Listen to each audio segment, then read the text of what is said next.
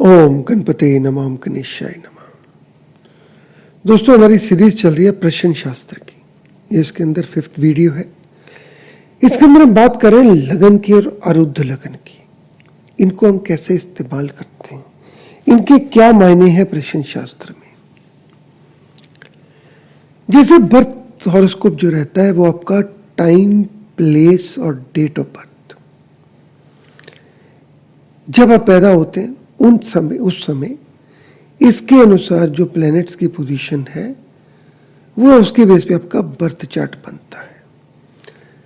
तो उसी तरीके से जो आपकी उस किसी समय पे सोच चल रही है, दिमाग के अंदर एक प्रश्न पैदा हुआ, एक आइडिया पैदा हुआ, उसके प्रश्न का जो समय है, जो एस्ट्रोलॉजर के पास उसको बाहर प्रश्न पूछने का समय है, वो आपका प्रश्न लगन हो गया। बर्थ चार्ट आपके पूरे जन्म को कवर करता है। और जो आपका प्रश्न लगन है, प्रश्न कुंडली है, वो सिर्फ प्रश्न के साथ रिलेटेड है। सो हम ये मानते हैं कि जो प्रश्न लगन की कुंडली है उसकी लिमिट 1 साल तक है। बर्थ चार्ट के अंदर जो आपका राइजिंग सन लगन है वो सबसे इंपॉर्टेंट हो जाता है। उसी तरीके से प्रश्न चार्ट के अंदर जो आपका उदय लगन है, यानी कि जिस समय आपने प्रश्न पूछा उस समय क्या पोजीशन है आपके हॉरिजॉन पे, उसको हम लगन बोलते हैं, वो इंपॉर्टेंट हो जाता है। आप जानते हैं लगन चाहे नेटल चार्ट हो या प्रश्न चार्ट हो, उसके अंदर वो बॉडी है और जो मून है वो उसका माइंड है, वो उसकी इमोशंस है, उसकी इंक्लिनेशन है, वो उसकी डिजायर है। दोस्तों, पुराने टाइम में क्या होता था कि एस्ट्रोलॉजर जो ऋषि होते थे, आश्रम होते थे, तो एक ऋषि के पास कई स्टूडेंट्स स्टडीज करते थे, पढ़ाई करते थे।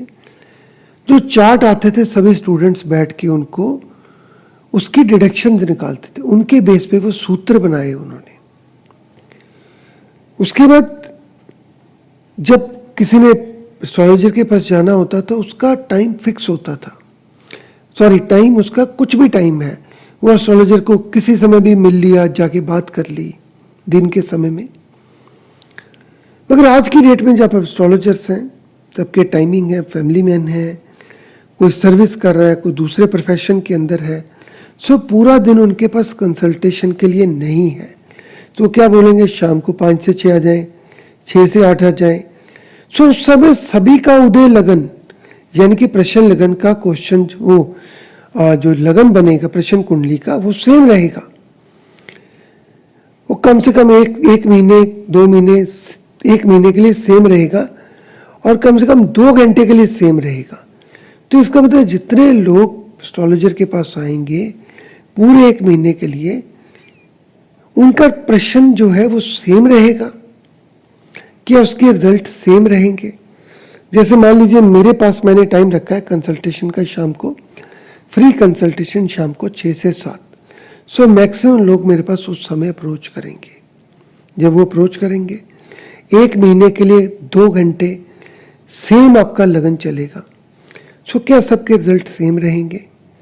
तो फिर आपकी प्रश्न कुंडली कहाँ पे काम करेगी? वो फेल हो गई। इस केस के अंदर हम अरुद्ध लगन को लेते हैं। अरुद्ध लगन आपने पढ़ा होगा, लग्नेश लगन से जितने घर आगे चलता है उतने घर और आगे जाएं तो आपका अरुद्ध लगन हो जाता है।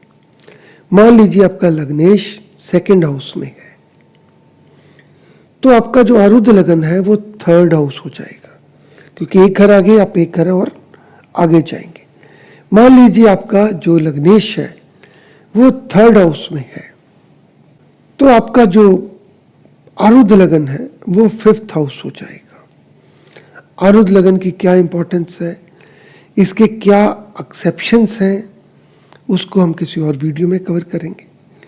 सो आप समझिए कि आपका एक लगन आ गया, एक अरुद्ध लगन आ गया। अभी अरुद्ध लगन जो है इसका कनेक्शन लगन लॉर्ड के साथ देखें। अरुद्ध लगन के लॉर्ड का कनेक्शन लगन लॉर्ड के साथ देखें, इसको हम सूत्र बोलते हैं। अगर ये दोनों फ्रेंड्स हैं तो अच्छे रिजल्ट्स मिलेंगे, अगर एनिमी है तो रिजल्ट्स खराब हो सकते हैं, और अगर न्यूट्रल है तो रिजल्ट्स एवरेज रहते हैं। तो आपने एक प्रश्न कुंडली का लगन देखना है और उसके अलावा आरुद्ध लगन जरूर देखें। अदरवाइज जो लोग फिक्स टाइमिंग में काम करते हैं उनको प्रॉब्लम जरूर आएगी और जो आपको रिजल्ट्स हैं वो ठीक नहीं मिलेंगे। सो दोस्तों, अगले वीडियो में हम बात करेंगे चत्र लगन की। आप अपने कमेंट्स, क्वेरीज कमेंट सेक्शन में दे सकते हैं। आपका दिन शुभ रहे। ओम गणपते नमः।